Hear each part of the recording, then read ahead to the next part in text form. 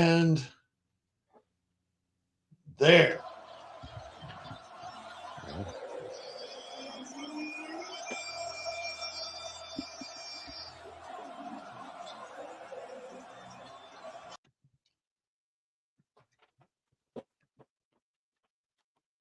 Get rid of that.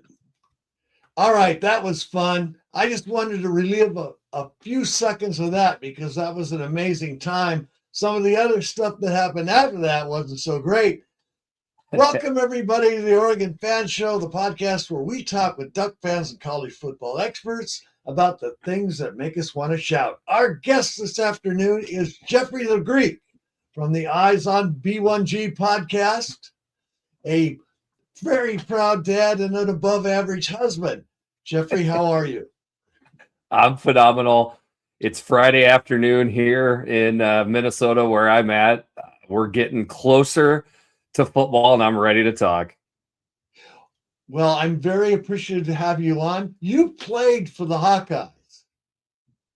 Yes. Tell us a little bit about your career. We're new to the Big Ten. We don't know everybody. Well, the good news is I will not be taking up much of your time filling you in on my football career at Iowa. As my joke is, I practiced a lot more than I played at Iowa, but I was a scholarship athlete of the football member of the football team, 96 to 2000 to age myself there. So I caught the end of Coach Hayden Fry and the beginning of the still current coach of Iowa, Kirk Ferentz. He still makes me feel at least a little bit young in the fact that the guy I played college football for way back in the day is still currently coaching at Iowa. Still there. What was the best part of your college football experience? You know, you just get to meet so many people. You get to do things that people don't get to do, you know, like walking out in front of Kinnick, you know, walking out at the Big House, at the Horseshoe in uniform, you know, running down the field kickoff and stuff like that. I don't take that stuff for granted. It's a unique experience. I would say the other side of it is just you get to see the daily organization mixed with shenanigans that happens behind the scenes with any major college football program like that. I don't think there's ever been a head coach as good as coaches as we have, you know, now in the Big Ten, and we've had over a history of college football. I don't think we've ever had one has everything completely under control. You know, there's always crazy things going on when you got, you know, call it 100 young men in the same building every day.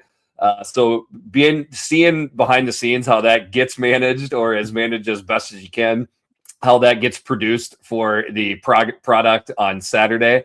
I think there'd be a lot of people that are surprised on some of that stuff, but, you know, took away a lot from that. All right, tell us just one thing that is, you've been doing a podcast for, I think, 8 years. Is that right? Yeah, correct. So you interact with fans a lot. I'm sure it's one of the most favorite things about doing a podcast, but tell us one thing that fans maybe get wrong about what playing college football is like. Yeah, that's actually a great question. And I was just on a different podcast with ex-Iowa players, the Washed Up Walk-Ons, and we talked about this. It's worth repeating, which is, you know, fans, that your team is not the schedule. Okay. And that's what fans mostly believe. You know, they look at their team. That's the team that they know. They look at their schedule and they just mark up the wins and the losses, which mostly is marking up the wins. You know, fan is short for fanatic, obviously. When you're on the team, you start looking at film for, you know, you're a 7-2 team and you're looking at the film of a 2-7 team. And the next thing you know, you're a little concerned. Next thing you know, during the game, the defensive end that was out the last 3 games is actually back. It's a surprise. Suddenly your tackle is having all kinds of problems. The plays you thought you were going to run that were part of the game plan are now shut down because this guy is back and healthy. And all of a sudden everything changes, you know, just from 1 week. I don't think you get maybe a true appreciation of how finicky this sport is and how it can change on a dime, unless maybe you're, behind the scenes watching the sausage get made, so to speak. It's like that old Mike Tyson quote. Everybody's got a plan till they get punched in the mouth. That's exactly right.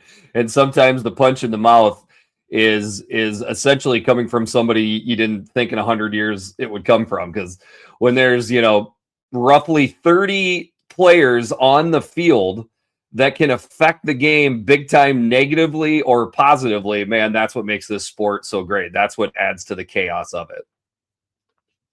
Well, we're fortunate to have you to cover the thing because you understand what that chaos is like. How'd you end up in Minnesota? Got done, graduated from the University of Iowa. Basically, I'm like, okay, spent the first 23 years of my life in Iowa. It's been great. I would like to try to go someplace different.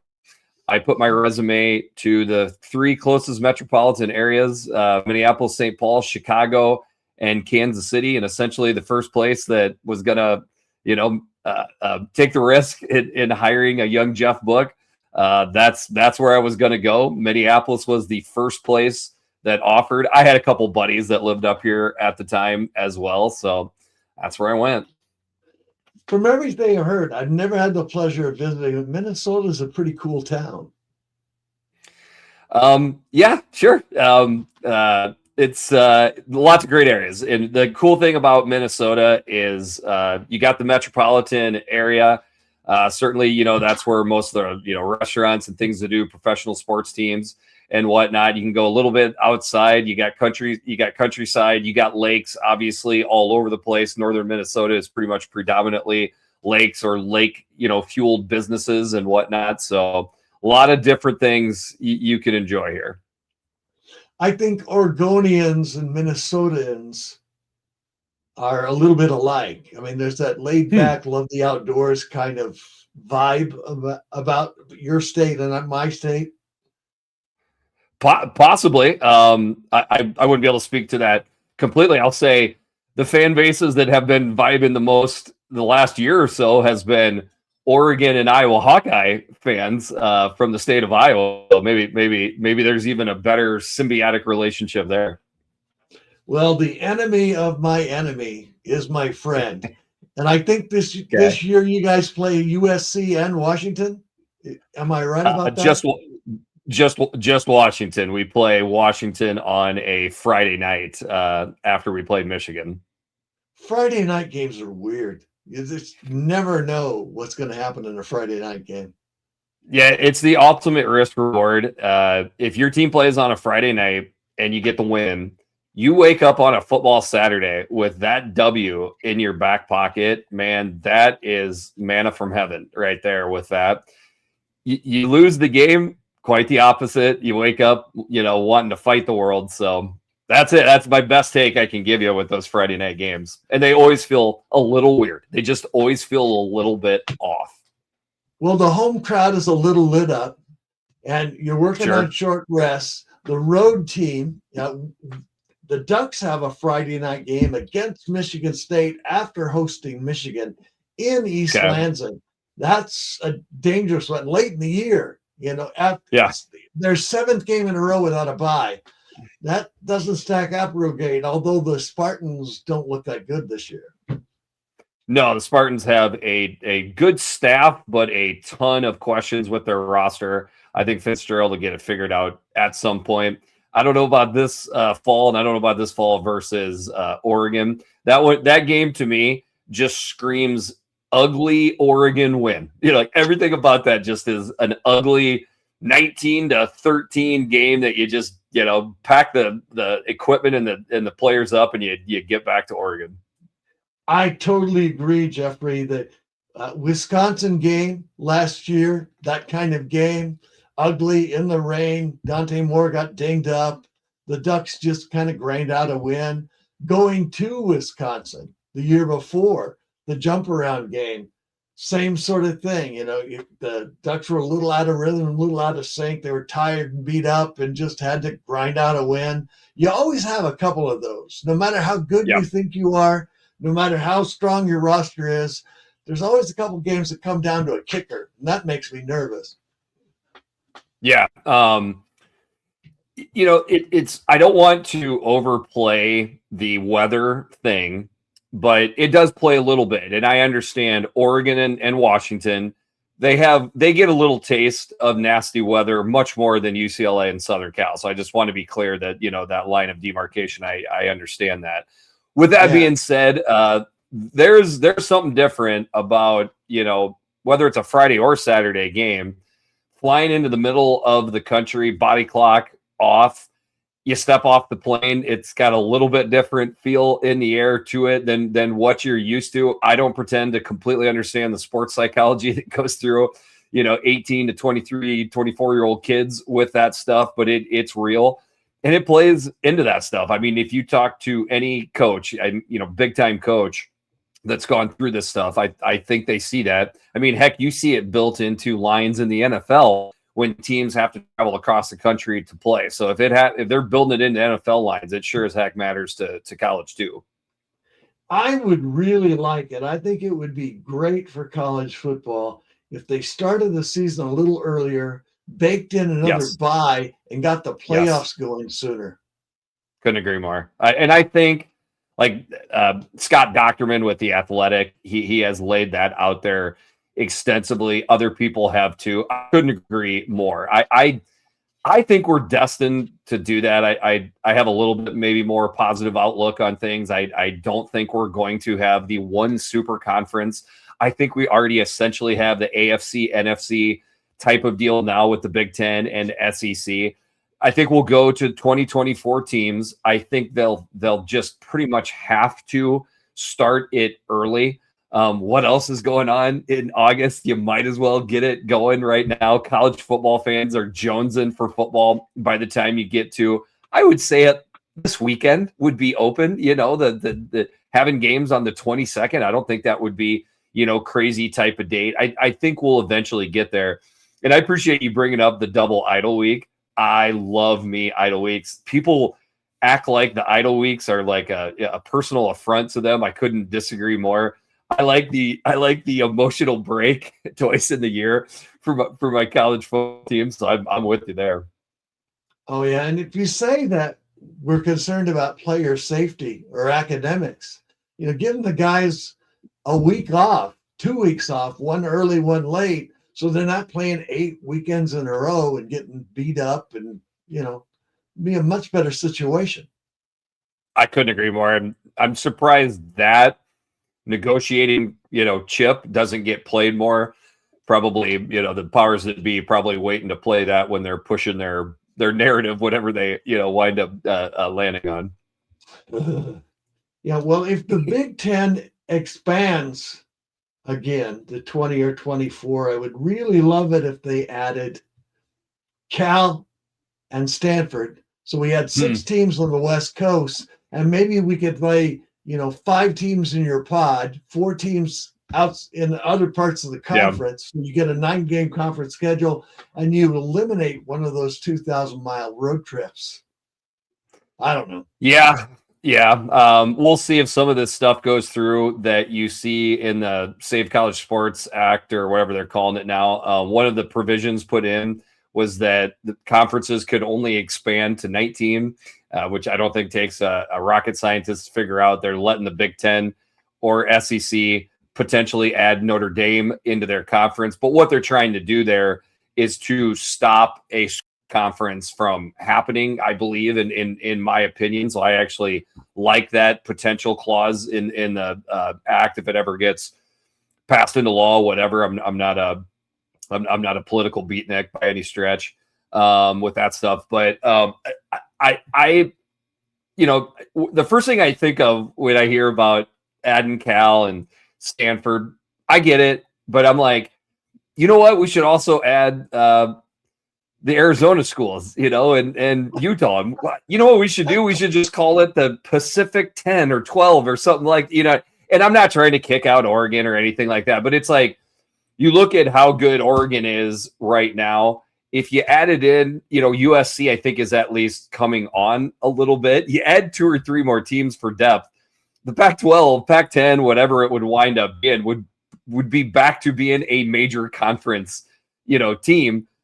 I don't know. It would be pretty amazing to see it go back to that. I know I'm crying over, spilt milk with that. And again, I'm not trying to like kick the 4 new teams out of the Big Ten, but it's just the first place my brain goes.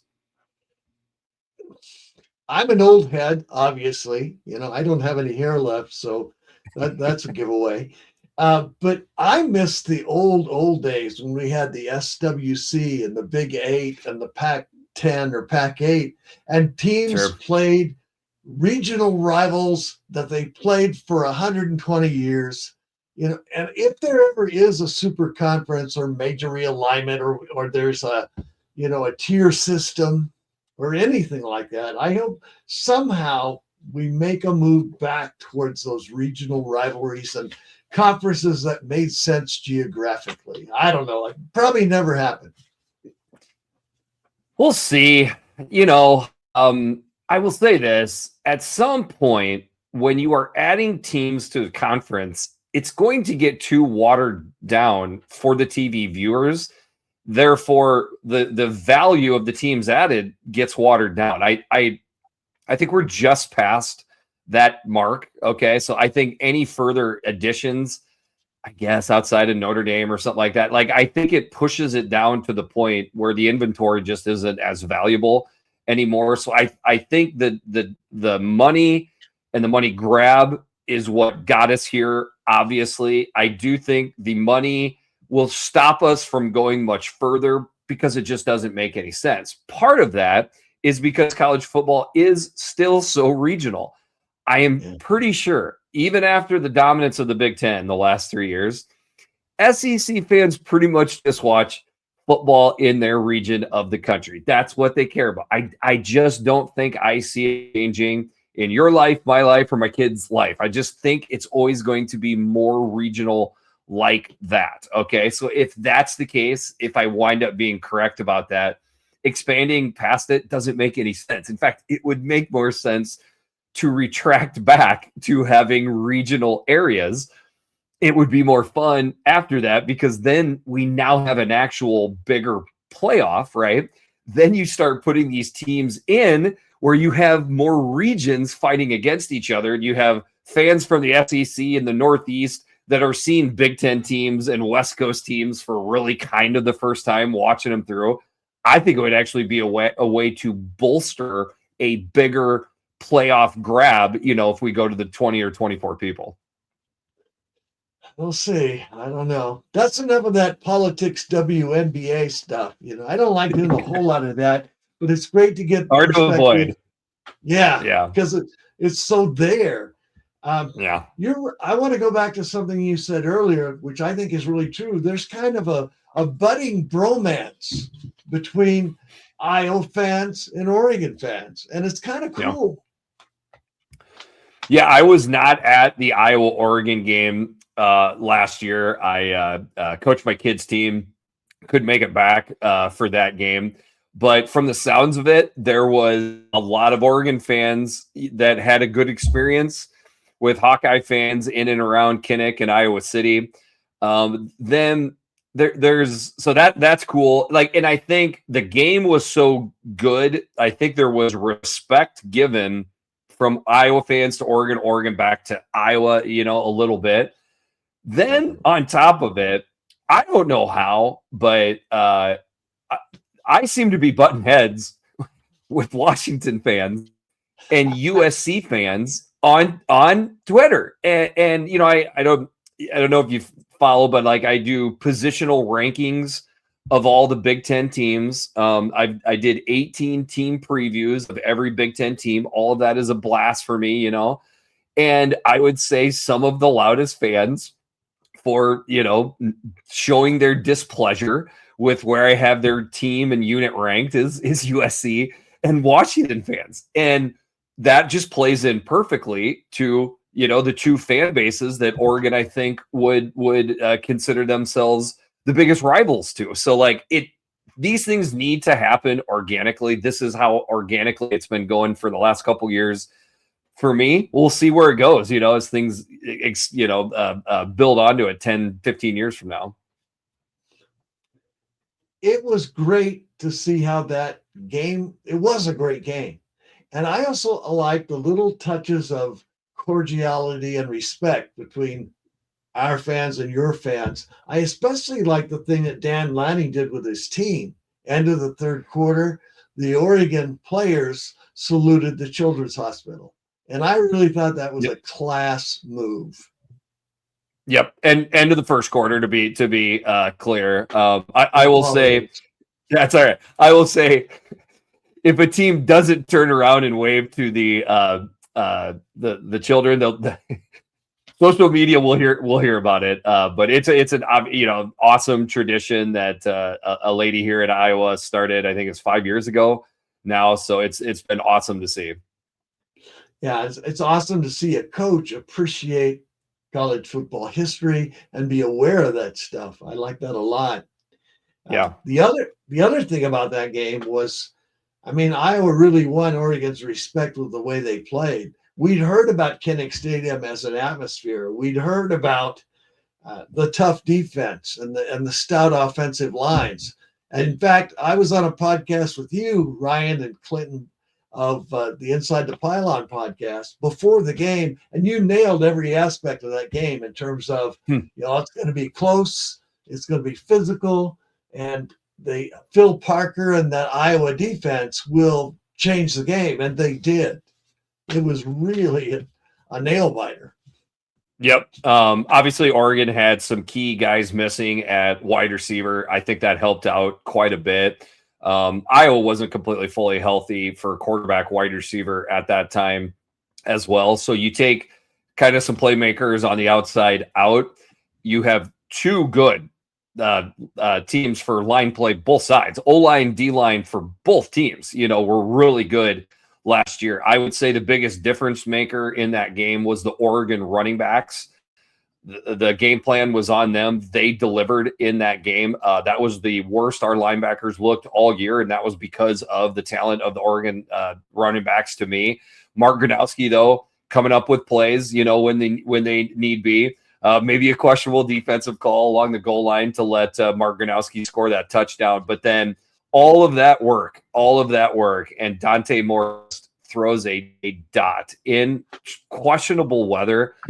Only place it could have been. Game over probably if that game falls, or if that ball falls on incomplete. Certainly if it gets picked off. But that's what players do. That's what great players do. They put the ball where his teammate can make the play. The teammate made the play.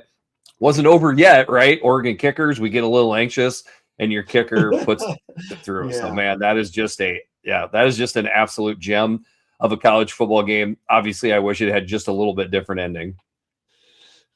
Yeah. Well, that's where you have to be.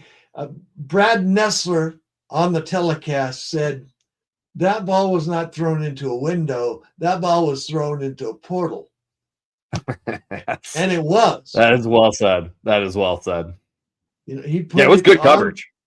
Yeah, it was great coverage. Yep. Dante Moore put that ball on the left number, not just on the numbers, but on the corner of the left number. I mean, it was insane.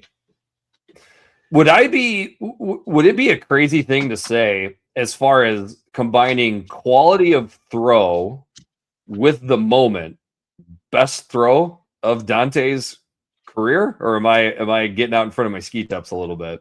No, I think that's a really good point, and I'm absolutely certain it was. He makes some gorgeous throws. The thing that he doesn't do as well sometimes is in the processing, or when there's a little more pressure, or the other team is playing a little better. He did not have a great game against the Hawkeyes, other than that throw and a 59-yard run. The rest of the time, he looked awfully average and threw a pick in the end zone when the Iowa defensive back, you could tell Phil Parker and that defensive group, they've done some film study. Oregon lined up in four wides. They're throwing the slant to the inside receiver on the left, and he saw it. He came over the top and just stole the ball, and that was film study. Yeah, Phil Parker is pretty amazing at pattern matching and teaching his back seven to do just that. Phil Phil keeps it basic. He was my secondary coach when I was there. It's amazing again that he is still there. But that is film study. But again, Oregon doing what they had to do, like I don't know what the, ESPN odds were after Iowa scored that touchdown to take the lead, but, pretty high in Iowa's favor to go down that short of time and get the win. Huge. That was a clutch drive. More through that pass with like 23 seconds to go. And 3 seconds to go when they kicked the field goal in the driving rain. I think it was a 42-yard kick. I can't remember exactly. That was not a gimme. That was a clutch No, kick. That was not a chip shot. I was still holding out a little bit of hope that, that kick would find its way outside the uprights, but he nailed it. Big worry for the Ducks this year is they've got a redshirt sophomore kicker now, who hasn't made any of those big kicks, who hasn't faced those situations, missed a couple of 50-plus yarders in the spring game. He's got a good leg, but, making the kicks in big moments, that's a different thing. I don't think any coach at any point in the history of college football has ever been truly confident in a kicker until he sees him kick it through the uprights at home and away. So if you have a kicker on the roster that has not proven himself to be able to do that, Iowa's in the same boat. Guarantee that's going to be something that's going to make a coach and should make the fans anxious. Because in the Big Ten, you're going to have a couple of those grinded out games where the kicker's the difference. Yeah. That is a fact. And it's one of those deals. I'm as guilty as anybody. I've done tier rankings, quarterback, wide receiver, tight ends, running backs, D-line. I'm done now. I'm probably not going to do a tier ranking for kickers, because it's a little bit more of a numbers game to me. So, but that's what we all do. People don't break down things like, ball placement for punters and exactly what the percentage is for a kicker inside 45 yards and whatnot. But boy, there will be a game, if not two, where that kicker rolls out there and you are tensed up thinking, if this kick doesn't go through, we're in trouble. There's so much variation. I had a guy, Justin McAleese, who is a stats and analytics guy, does the college football atlas. And he said, even for great teams with lots of talent, he does 100,000 simulations before the season, before he makes his power rankings. And he says, even for great teams like the Buckeyes, who won 9 national championships, there are outcomes based on kickers, fumble luck, injuries, bad calls. There are outcomes in that 100,000 simulations where the Buckeyes finish 5-7. Now it may only be 1/10 of 1%, but they're there. There's so much about football that's not predictable, that doesn't divide into neat little tiers. No, not a big fan of AI, this guy, but there's obviously certain ways that you can use it. Coaches use it, but ultimately everything gets thrown out the window again, kind of going back to the first part of the podcast, when all of a sudden a guy you're counting on that's been steady, he ain't got it that day. Why not? I don't know, because he's 20 years old and these things happen. And on the other side, the guy that the coaches had been waiting to break out does, and the game changes just like that. Again, I love this sport. It is just, to me, the greatest ride. There's frustrating parts. Obviously, nothing. It hurts bad when your team loses a huge game, but man, that's how it is. You can't have the joy and exhilaration of the great stuff unless you're willing to risk the stuff that stings. And again, nobody's ever going to completely have this thing figured out. No. I read a stat the other day. In fact, a listener sent it to me. Dan Lanning is 41-0 when the Ducks win the first quarter. Now everybody does a little better when they win the first quarter, but that's stark. When the Ducks don't win the first quarter, he's something like 5-7. He's a great way. Yeah. Wow. He's got to get better. And he's a great young coach in his 5th year, 48-8, but he's got to get better when the plan breaks down. That is a truly incredible stat right there. I understand, like, every coach has got a little something that their fan base would like them to work on. Pretty hard, to find the perfect coach. Even Nick Saban had troubles with kickers, for example. Yeah. With that being said, you got to give Dan Lanning so much credit in that. I think people thought at one point that he's such an energized guy. I mean, there's been fun just this week with the Penn State news and how that's teamed up with Dan Lanning. But like, I think people have had the thought process of he gets his team so up. Well, there must be an inevitable drop down. But if you really look at it, that's not the case. Like, they don't sleepwalk through the bad games. Yeah, they might not look their best, but they still pull out the wins. So I would say the first thing that went in my head hearing the stat 41-0 or 41-0 and having the lead after the first quarter, that means he gets his teams ready to play. They are ready to play in that first quarter. And I would say that would be the spin I would put on that. Yeah, great game control. He's a wonderful motivator. Now it's a question of whether we can get over the hump out here. We still got that 0 natties tag. Yeah, it's tough, right? Like, certainly I understand that's going to be the crutch that people are going to go right to for rival fan bases and anybody trying to attack Oregon. I'm just under the impression that it's going to happen at some point in this modern version of college football. So somebody would say, okay, put your next 10 paychecks that it'll happen this year. Not going to do that, because it is strictly a numbers thing.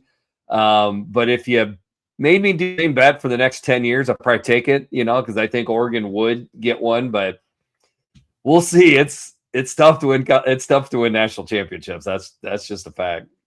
And tougher than ever. I mean, you got to beat 3 or 4 really good teams to win a title now.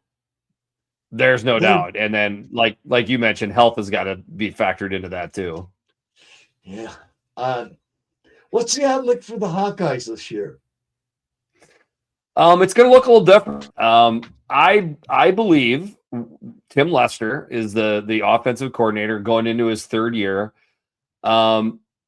Iowa fans are getting a little tired of the offensive jokes. They've gone out of style a little bit from our point of view. If you look at total points per game for Iowa the last couple years under Lester, we're more of a mid-range Big Ten team, which when you factor in how good the Big Ten is, that's pretty good. I think this is the first year where he has the pieces. Now, I want to say the pieces on offense are young. So this will not be a consistent offense, but you're going to see it, in my opinion, look much better for stretches of time than maybe, fans outside of Iowa City are accustomed to. So I would say overall, that's a positive. On the other side, Iowa has, absolutely hung their hat on really rugged defense and really opportunistic special teams. We lost our special teams coordinator in the offseason, LeVar Woods, excellent coordinator. He went to Michigan State, so we got newness there, along with new kicker, new punter, new punt returner, and our punt returner was a 2-time Jet Award winner. So the special teams would be crazy if I didn't think they took a step back. I will see how much, hopefully not a lot. And then on the defense side, I still have confidence in Phil Parker for sure. Pretty young, though, in certain spots, and especially along the defensive line. So it could be a year where the points per game allowed ticks up, but the points scored ticks up as well. And how that balances out for how the team looks, going to be interesting to see. Their win total is 7.5. I would expect them to get over that, 8, 9 wins, but anything over that, it's tough for me to see. The Hawkeyes seem to always overachieve. For years they have. That's got to be coaching. Certainly coaching. I would also say the general public always undervalues Iowa. I would say Iowa is Iowa. The Vegas and humans that follow the sport undervalue Iowa. And I've gotten to the point, and advancing through my 40s that I don't care. If that's where people, want to put us, I'm more than happy to keep, clearing that bar. Yeah. It's nice to lay in the weeds and shock somebody and, be that think tough so. team that has that, pride identity. And, I remember the days where making a bowl meant something, where it was a big deal. If you got to the Rose Bowl, that was a huge something. I almost like those days better. If I could DeLorean and flux capacitor this thing and somehow manipulate, go back in time and go back to poles and bowls, I'd do it. Like I love the poles and bowls. Now, don't get me wrong. I was the one screaming for the BCS, just like everybody else back in the day. Yeah. And I think the BCS for a while there probably did the best job of, keeping the poles and bowls, but giving us the top teams for a quote unquote true national champion. But there's nothing perfect about any of these systems. Maybe we can wind up in a situation where if we have a 20 team or 24 team playoff, we can kind of, coordinate the bowls into that a little bit, still give some of the teams that are on the cusp of the college football playoff, but not quite good enough, give them a bowl game to go to, retract some of the, bring some of the bowls, cut them out a little bit. But in the end, I mean, Dale, like you look at the numbers for even these, ReliaQuest Bowl and Boca Raton Bowl, they're doing better numbers than like a primetime Major League Baseball game. So like to me, I don't know what people are complaining. They're complaining about extra football. Like keep them on there until there is an absolute gigantic reason to get them off the TV schedule. I don't see it happening right now, but I still think there's a way for things to settle down. Just what we really need, and I don't mean to talk so much here, but what we really need is to just have everything be the same for a stretch of time. Let's do the 5 for 5, whether it's 20 or 24, I don't give a rip. Let's just settle into that, settle into the teams and the conferences, and just, I've got a 10-year-old. I'd like him to be 30 years old until there's a change. I got a 10 and 8-year-old. I want him to be 30 and 28 until there is any difference in college football. Like that is what I would love to see. And I think everything would just settle back into place. Slow down the pace of change. Don't make it this crazy. There's a new debate every year type of thing. That's what I'm saying. Like for 50, 60 years, like there was just small, little different changes. Most of them were just to increase viewership and the overall reach of college football, which everybody was in favor of. And then, everybody does, they get a little taste of the greenback and they just go nuts. It drives me crazy because college football is the best sport in America, and they keep trying to muck it up. Yes, and then I would also say when fans get frustrated, and I hear them, I've gotten frustrated myself, I've overstated things myself in that, they're going to ruin college football, and they are ruining college football. I think you got to take a step back a little bit and just be like, look at the viewing numbers. That's not what is playing out right now. In fact, the viewing numbers are up and awesome. Attendance at games, I'm a little concerned about, especially moving forward a little bit. But overall, the product is rich. I agree with that.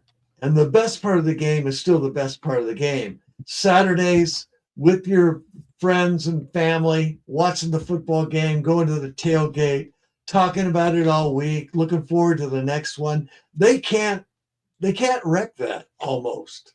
That part's almost unassailable. I think so. Like, and never say never, especially in this, goofy world these days. But like, I think I should be able to hit that second half of my life and still be able to have college football that entire time. Yeah. One thing I absolutely cannot abide, this nauseates me, is that obscure court decision in Louisiana or wherever it was. And now we've got guys coming out of the NFL to play another year of college football. That's bananas. Yeah.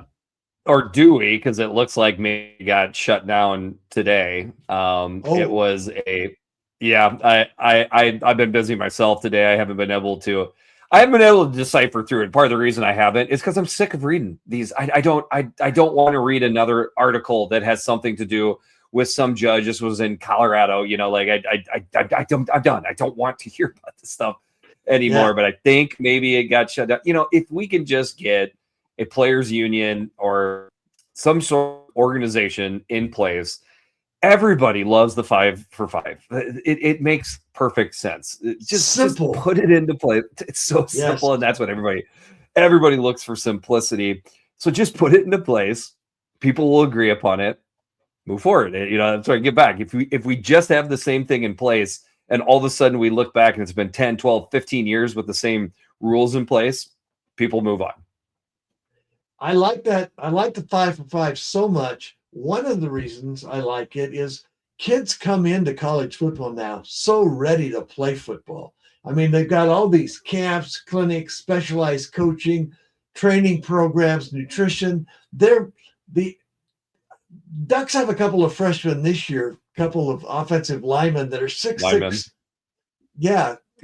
6'6", 360 and 6'6", 365. And they're not 365 fat. They're athletes. They're former basketball players. They've been training like they were training for the combine since they were in 8th grade. Sure. They're just ready. So let them play. Yeah, absolutely. I mean, they're just more ready to play, and then it just gives them more options, right? Do I want to keep playing and making the money here? Do I think I can make more money in the NFL? I mean, that's an amazing place we can get these athletes to, and we're already starting to see that, obviously. I like that part of it too. I mean, the Ducks are in line to maybe have a really great year because some guys elected to come back. They can make good money at the college level. They can enjoy the experience. Dante Moore needed another year of seasoning, and man, all of a sudden we get to see some great football. Yeah, I mean, I think that has been what has played huge in the middle part of the Big Ten being so strong, is because some of the superstars leave teams near the top. It's not that big of a deal. They can replace them. They already have another 4 or 5 star coming up. It's harder for developmental programs. I put Iowa into that to stomach those guys leaving. Well, we can pay them too. We can keep those guys happy too. Then, of course, that being extrapolated out all across the country, that has stripped the SEC of their biggest bargaining tool. People don't want to say it out loud. I say it out loud. They were paying their players under the table more than any conference was. No, they weren't the only ones, but they were the best at it. That's what led to all those SEC and national championships for them. That has been taken down along with the last one, which is quarterbacks. Quarterbacks were just stuck behind superstars at the same school. Now they're not. Now they see the value of leaving the blue blood, 5-star type of program to a really strong program underneath them, which of course makes that program strong as well. So there is a lot of unintended positive things that have come out of NIL and the transfer portal. So people need to recognize that too. My podcast partner Kurt and I, we're both curmudgeons, angry guys yelling at clouds sometimes, but we have had to come around and say, absolutely. But we have had to come around and say that part of it, how it has been able to better disperse out the talent among more teams. It's been incredible. Yeah. Instead of just 4 or 5 teams in the conference having a great offense and a good quarterback, you've got 8 or 9. Yep. Do the Hawkeyes have a quarterback this year? How's that going to work out? We don't know, Dale. We do not know. I'm hoping that is the case. The way Iowa went out and attacked the quarterback was that they felt, I believe, pretty good about a couple guys on their roster. So instead of going out, spending a ton of money on a transfer portal quarterback, they thought, let's do this crazy concept. Let's just stick to the guys that are in the program already. I know, isn't that insane? Develop them and disperse the money to the other parts of the roster that we feel pretty good about retaining guys. So I think Jeremy Hecklinski is going to be the guy. I think he's a player. I think he's got a quick release and he's not afraid to make plays. But I can't speak in high levels of confidence because I've never seen the dude play in meaningful snaps. But we will see. I think it'll be a little bit better. Are practices open at Iowa?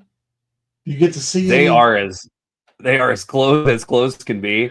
Obviously, they open up, but it's really just about once a year. The old expression was they would call it Fort Kinnick for KF's disdain for letting people in, but you get one look and you get some snips. The social media team has been doing a good job of giving us snippets, but other than that, it's everybody's got an insider to a little bit, so you're just trying to find some information.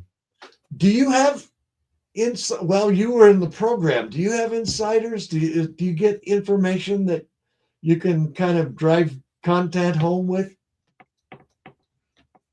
Zip, but every now and then I happen upon valuable information. Okay. Well, you've been doing it for 8 years and you've built a pretty good audience. What would you say was the thing that made it grow? I believe we have just kept the same message and not changed, what we're doing. We've gotten a little bit better, I think, if I could say that, modifying it. So the I's on big. It's what we came up with. It's the I for Iowa and I for Illinois. If you see it behind my back, or other way, you can see the I. Two different colors right there. Kurt's an Illinois guy. I'm an Iowa guy. So that's the I's on big. Long story short, is when we started it. That was even before Maryland, Rutgers were in the Big Ten. Nebraska was already in the Big Ten.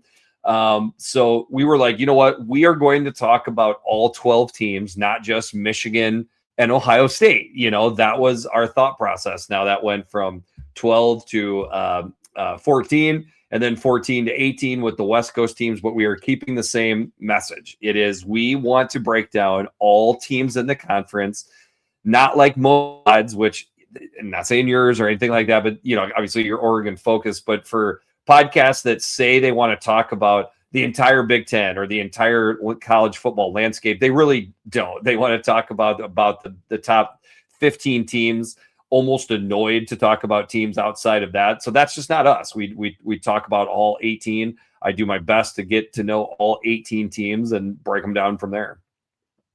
I'm intrigued to see what Northwestern's going to look like with a new stadium and Chip Kelly as offensive coordinator and maybe a rehabilitated Aiden Childs, a dual threat quarterback. Kelly's pretty good with dual threat quarterbacks. I don't know. Maybe they'll make a little noise.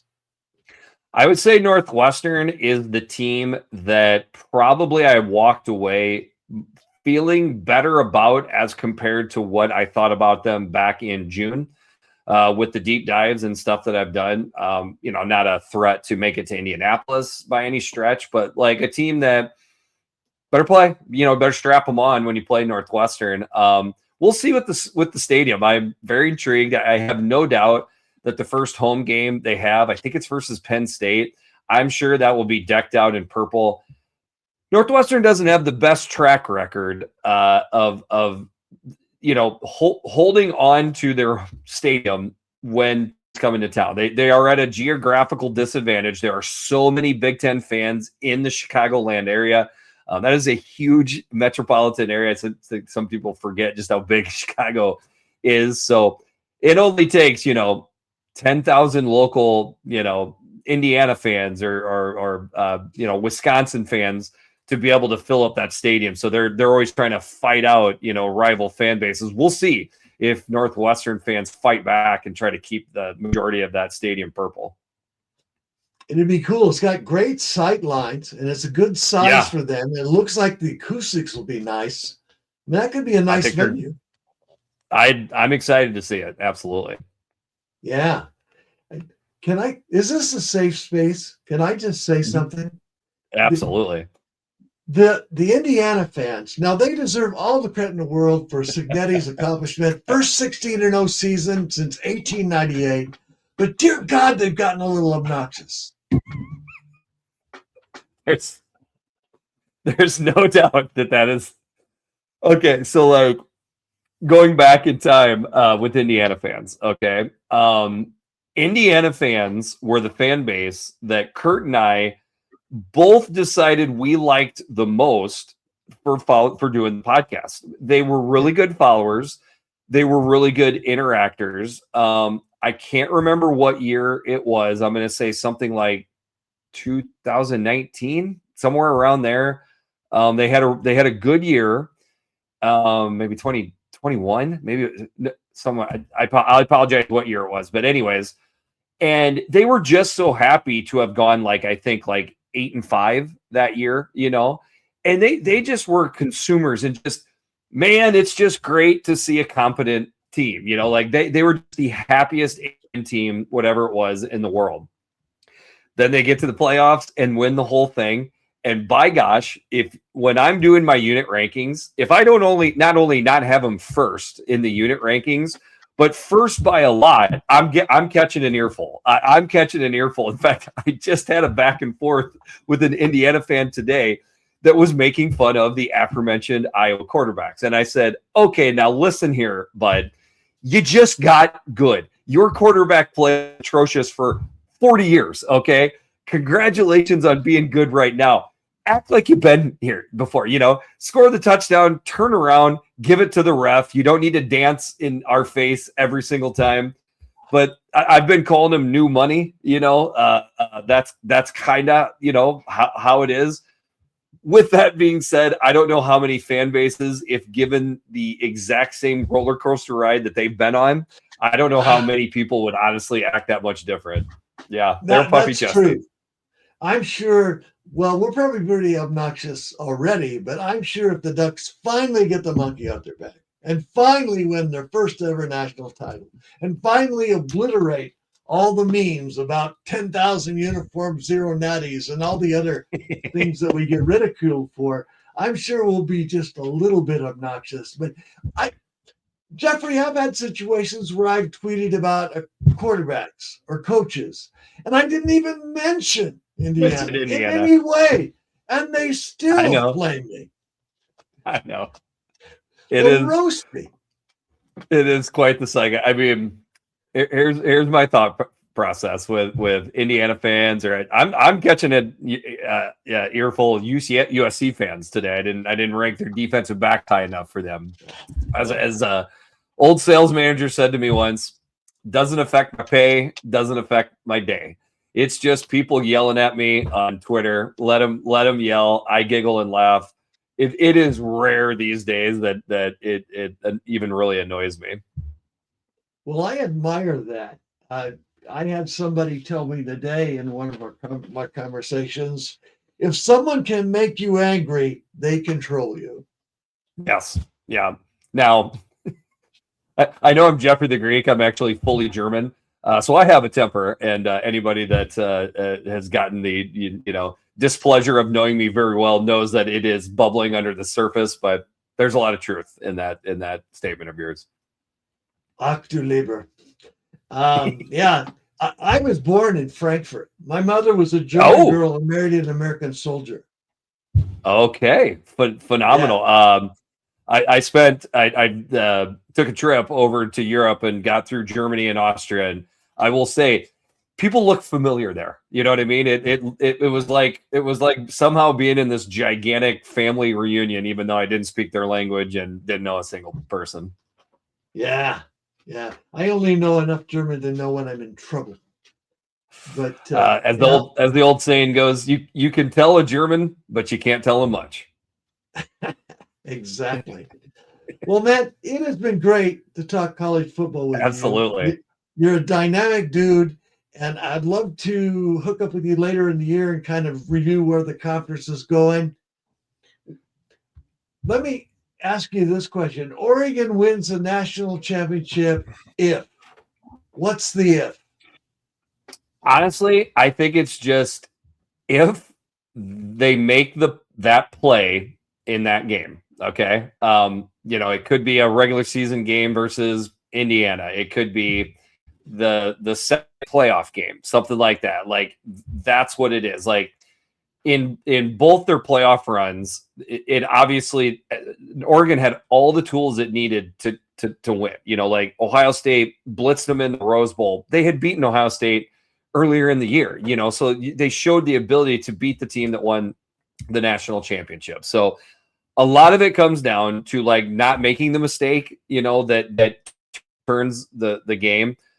Dan Lanning doesn't coach like that. I get it.